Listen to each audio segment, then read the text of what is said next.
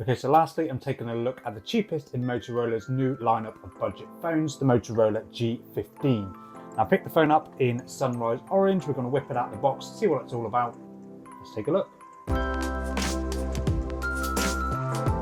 Okay, so here's the new Motorola G15 with 4 gigs of RAM, 128 gigs of storage, and I've got it in Sunrise Orange. This is just going to be a very quick unboxing video just to showcase what the phone looks like. So you've got the phone on top, pre-clad, in a clear case. That's a really bright orange. And then underneath, you just get a bit of paperwork, SIM pin, and a USB-A to USB-C charging cable. So here is the Motorola G15, 50 megapixel AI powered camera, and then just a simple 5 megapixel ultra wide, 5200 milliamp hour battery, which is bigger than some of their other phones in their range with turbo power charging. Super bright full HD plus display, super bass stereo speakers. So it's nice that you get stereo speakers, it's nice that you get a full HD display. It has a really bright orange color, which is really nice.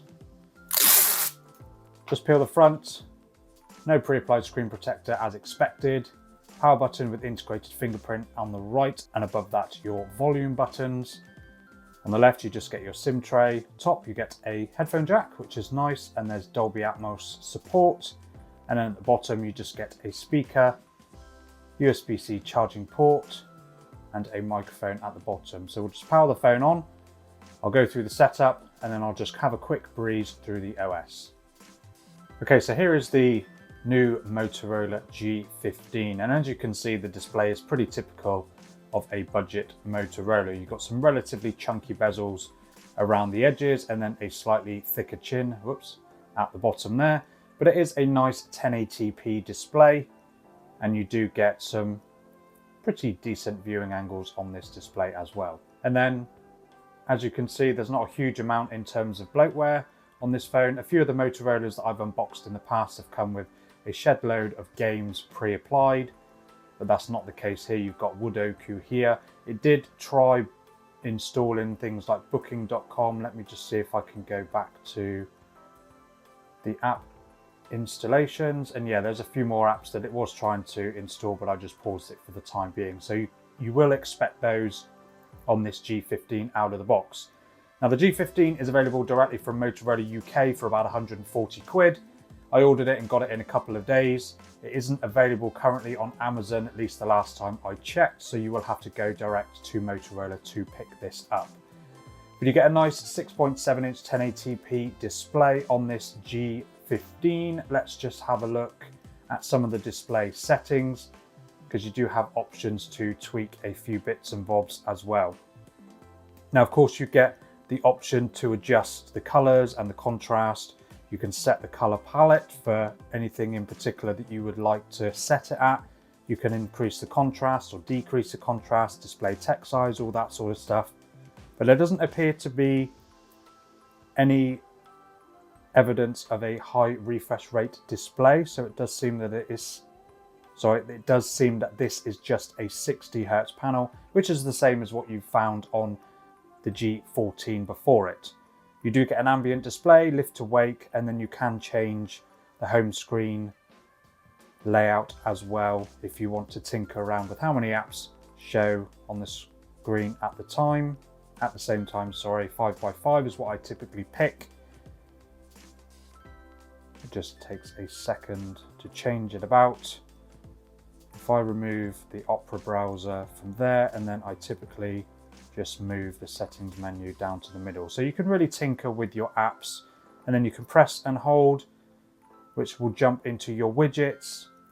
You can add some widgets onto your display as well as tinkering with the clock that's already on there. You can make it smaller, etc.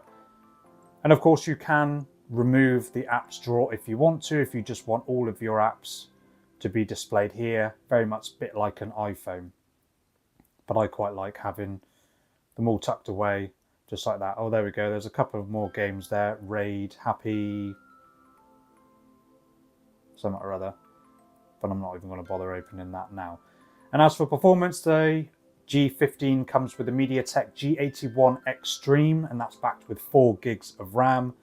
There are a few variants of the G81. The only difference I can tell when looking online between the Extreme, the Ultra and the regular is just the timescale in which they were released. The clock speeds and all that sort of stuff is very, very similar. Now, of course, you're going to get pretty basic performance from this G81 Extreme. I will be dropping a full review going into that in a bit more detail as well. And then just quickly looking at the design in comparison to a couple of the others that Motorola have. You've got the G35 as well. That is available in some nicer colors. I've got an unboxing of that on my channel as well, so go check that one out. And then of course there is the G55, which comes in a little bit smaller, and it does feel a little bit more compact, although it's not actually a compact phone, it's still quite big, and that has that same vegan leather on the back.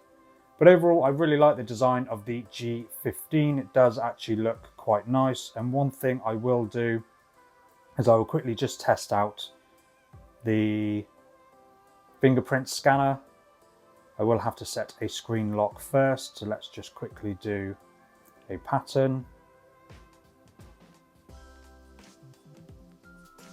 And then I should be able to set up the fingerprint reader as well. Draw the pattern just to confirm.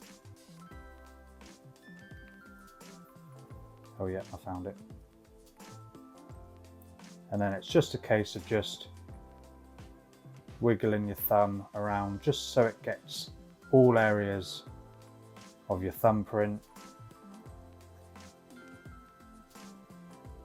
It will tell you once it's scanned a certain area already, so you will just have to just keep fiddling around with it until you get it right. No, I don't want to add another just yet. And then I can go back.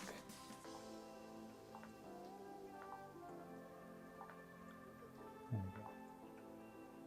And it is about as fast as you would expect from a fingerprint scanner from a budget device.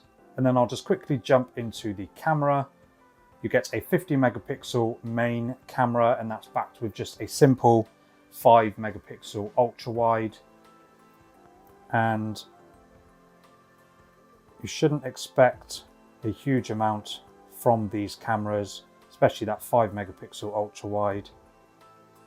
And then you get a 2x crop option as well.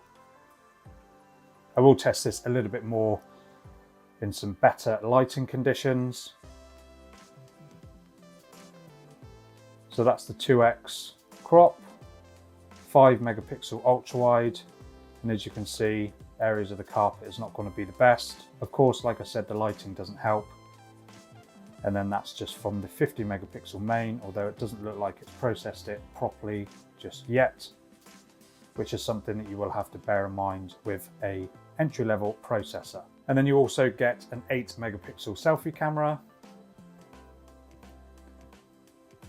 which again isn't going to get you the best results, again, especially in these lighting conditions, but it should be enough to get you some okay snaps. And of course, if you're doing video calling and stuff like that, it'll be absolutely fine.